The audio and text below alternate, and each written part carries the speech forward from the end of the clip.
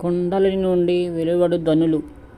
ధ్వని అనగా చప్పుడు, శబ్దము, గ్రహణ శక్తిని గ్రహించే ధ్వని కంపనాలు. కంపనాలతో ధ్వని ఉత్పత్తి అవుతుంది.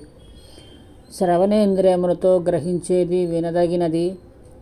కుండలిని యోగ సాధన దృక్పథంలో ధ్వని అనగా బాహ్య ప్రపంచంలో ఉద్భవించి భౌతిక ఇంద్రియములతో విను ధ్వని కాదు. కుండలిని శరీరాంతరమున చేసిన శబ్దము. దీనిని అంతరము నుండియే వినవలెను. స్వర వివేచనతో జ్ఞాన సంబంధమైన శ్రవణేంద్రియములతో వినదగిన ఒక దివ్యమైన శబ్దం. భగవద్దత్తమైన సృష్టి రహస్య ధ్వని కుండలినిది. పరమ పవిత్రమైనది, భగవత్పరమైనది. దివ్యాదేశము చేత ఉత్పత్తి కాబడుతుంది. భౌతిక శరీర అవయవాల నుండి ఇంద్రియ సంబంధము లేకుండా నాభి నుండి ఉత్పన్నమవుతుంది. బాహ్య ధ్వనులు శ్రవణేంద్రియాలు వింటాయి. కుండలిని చేయు ధ్వనులు పరాశక్తి జన్య జ్ఞానము. ఈ ధ్వనులు ఉద్రేకాలకు మూలము. కుండలిని ధ్వని ప్రశాంతతను కలిగించి పరమాత్మను అనుభూతి పొందించే సాధన. దివ్యమైన కుండలిని ధ్వనులు కేవలం కుండలిని యోగాభ్యాసం చేయువారు మాత్రమే వినగలరు. ఆధారభూతమైన శరీర భాగంలోని ఒక స్థితి భావావేశాన్ని వెలువరిస్తుంది. సంవేదన వలన అంతరధ్వని పుడుతుంది. శ్రవణేంద్రియము ధ్వని భావాన్ని గ్రహించే భౌతిక సంబంధమైన ఒక అవయవము. కానీ కుండలిని నుండి జన్మించు ధ్వని విలక్షణమైనది. పరిసరాల చుట్టూ ఆవరించిన వాయువు ప్రకంపనల వలన ధ్వని ఉద్భవిస్తుంది. భౌతిక ధ్వని వినవచ్చు, అనుభూతి పొందవచ్చు, ఇంద్రియముల ద్వారా గ్రహించవచ్చు. కుండలిని ధ్వని కేవలం అంతరమున యోగులు మాత్రమే వినగలరు. అనేక రకములైన ధ్వనులు బయట నుంచి చెవితో వినవచ్చు. అవి ధ్వని తరంగాలు అపరిశుద్ధ ఫోర్సుల నుండి ఉత్పత్తి అవుతాయి. ధ్వని ఒక సాధారణమైన అచ్చు లేదా హలు ధ్వని ఈధ నుండి ప్రత్యేకంగా మార్పు చెందుతుంది.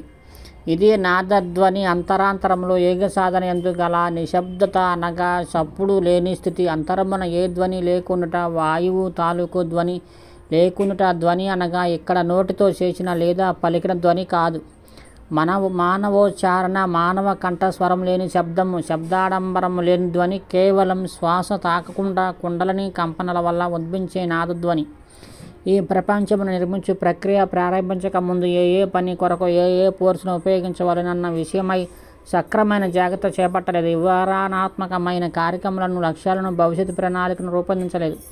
కావున అనేక రకములైన కలయికలు, మనుష్యుల, వస్తువుల గుంపు, కులాలు సంయోగం, మేళనం వేరువేరు చేయబడి చిన్న చిన్న మార్గంలో ప్రయాణిస్తుంది. మానవ రూప మరియు ఇతర జీవ రూపాలకు క్రమమైన భేదాన్ని కల్పించలేదు.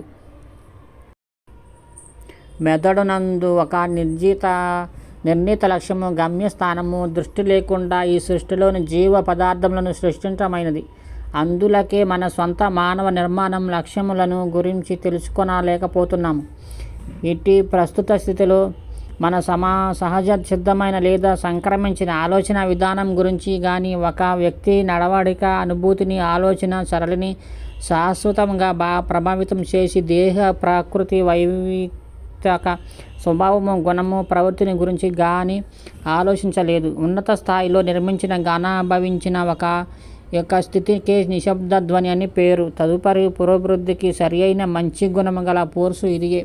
నిశ్శబ్ద ధ్వని రూపొందించిన ఇట్టి ఏ రకమైన క్రియాశీలక అభివృద్ధికైనా ఉపయోగపడుతుంది.